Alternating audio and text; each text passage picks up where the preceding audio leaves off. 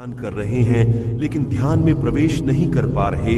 आपने बहुत बार प्रयास कर लिया लेकिन फिर भी आपको ध्यान के कोई भी अनुभव नहीं हो रहे। इसका सबसे बड़ा कारण है कि आपके इस स्थूल शरीर में ध्यान की वह ऊर्जा बन ही नहीं रही जो आपको ध्यान की गहराइयों तक ले जाए।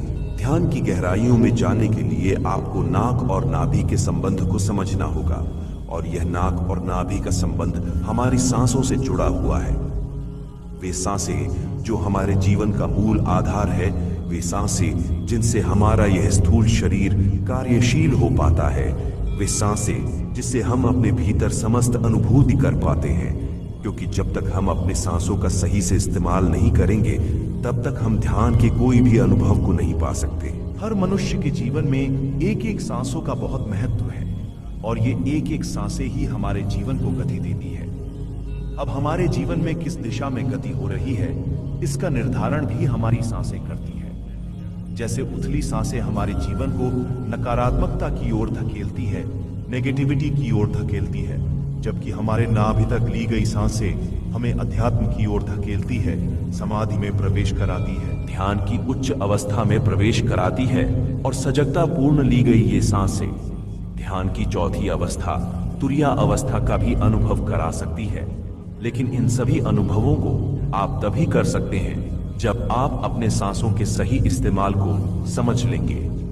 यदि आप मेरे द्वारा बताई गई विधि से 45 सांसें लेते हैं तो मैं इस चीज की गारंटी देता हूं कि आपकी सांसें आपके नाभि से चलने लगेंगी, और नाभि से चल रही सांसें आपके अंदर एक ऐसी ऊर्जा का निर्माण करती है जो आपको अध्यात्म और इस स्पिरिचुअलिटी के प्रति अवेयर करती है, जागरूक करती है। अब आपके दिमाग में यह प्रश्न आ सकता है कि आखिर नाभि तक ही सांस क्यों ली जाए। दोस्तों, नाभि हमारे समस्त शरीर का सेंटर पॉइंट है और इस सेंटर पॉइंट से ही होकर हमारे शरीर की विभिन्न नाड़ियां जुड़ी हुई हैं। और जब हम नाभि तक गहरी सांस लेते हैं तो सांस के रूप में हमने जो प्राण वायु को अपने शरीर में खींचा है वह हमारे नाभि पर एकत्र होकर हमारे शरीर के विभिन्न नाड़ियों, विभिन्न ऊतकों और विभिन्न कोशिकाओं तक पहुंच पाती हैं। हमारे इस नाभि के द्वारा ही इस समस्त शरीर का पोषण किया जाता है। बल्कि जब एक शिशु अपने मां के गर्भ में होता है तब भी वह इसी नाभि के माध्यम से ही जुड़ा रहता है और शरीर के लिए उपस्थित सभी पोषक तत्व इसी नाभि के माध्यम से लेता है। इसीलिए इस प्रकृति ने हमारे इस स्थूल शरीर के लिए नाभि को ही केंद्र माना है। जो भी साधक अपनी ध्यान की अगली अवस्थाओं में प्रवेश करना चाहता है तो उसे अपने शरीर में ध्यान की ऊर्जा का निर्माण करना होगा, और यह ध्यान की ऊर्जा का निर्माण केवल नाभि तक सांस लेकर ही किया जा सकता है, क्योंकि हमारे समस्त शरीर का संचालन इसी नाभि के द्वारा ही किया जाता है। तो हमारे लिए ध्यान समाधि की अवस्था भी यही निर्धारित करती है। आपने देखा होगा कि सांस लेते वक्त आप अपनी सांसों को फेफड़ों से ही बाहर फेंक देते हैं, या जब आप सांस लेते हैं तो आप केवल अपने फेफड़ों तक ही सांस को महसूस करते हैं। उसके बाद आपको यह पता ही नहीं चलता कि सांस आपके नाभि तक जा रही है या नहीं। यही मनुष्य की सबसे बड़ी गलती है।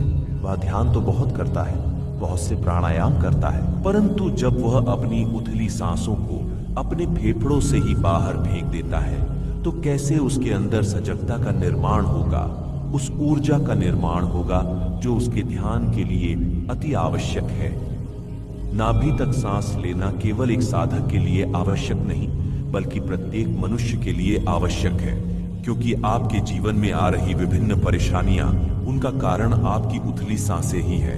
व्यक्ति अपने जीवन में बहुत से निर्णय ऐसे ही ले लेता है, उन पर विचार नहीं करता, क्योंकि उसके जीवन में विचार शक्ति का अभाव है। विचार शक्ति का अभाव इसलिए है क्योंकि वह इतना उलझा हुआ है कि वह कभी अपने भीतर झांक कर देखता ही नहीं। साक्षी भाव का विवाह हो ही नहीं पाता। जब तक आप साक्षी ना हो सके तब तक आप स्वयं को कैसे जान पाओगे, अपने विचार, अपनी आदतों को कैसे पहचान पाओगे।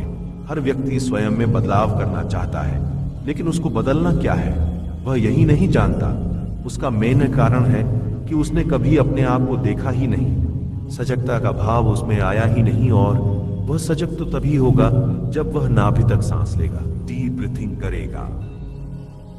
डीप ब्रीथिंग का केवल यही फायदा नहीं बल्कि आपके जीवन में हो रही अनिश्चितता, अनिद्रा, अनियमितता और इसके साथ साथ चिड़चिड़ापन भी गहरी सांसों के माध्यम से दूर किया जा सकता है। ये गहरी सांसें न केवल व्यक्ति के आध्यात्मिक बल्कि सामाजिक जीवन में भी बदलाव लाती है और एक बदला हुआ व्यक्ति स्वयं के साथ साथ इस समाज को भी बदलने का प्रयत्न करता है।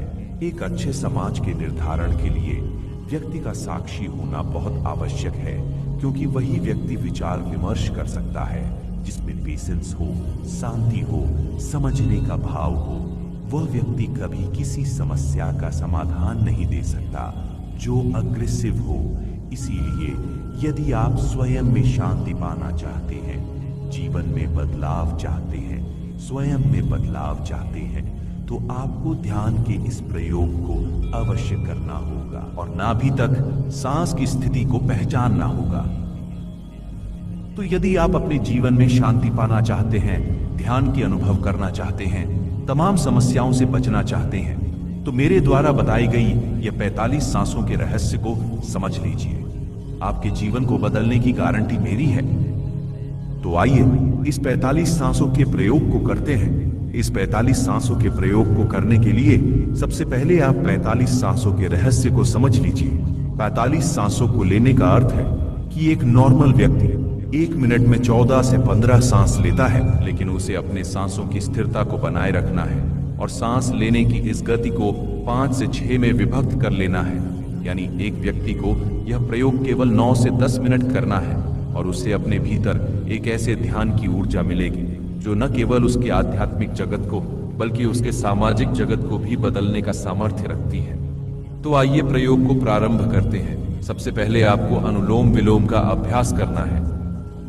अनुलोम विलोम का अभ्यास आपको 5 से 7 मिनट करना है, ताकि आप यह जान सकें कि आप जो सांस ले रहे हैं वह कहां तक ले रहे हैं। और अनुलोम विलोम के माध्यम से आप बड़ी आसानी से जान सकते हैं कि आपकी सांसें आपके फेफड़ों से चल रही हैं या आपके नाभि से। सांस लेते वक्त आपका पेट फूलना और सांस छोड़ते वक्त आपका पेट पिचकना चाहिए। तो चलिए पहले अनुलोम विलोम का अभ्यास कर लेते हैं।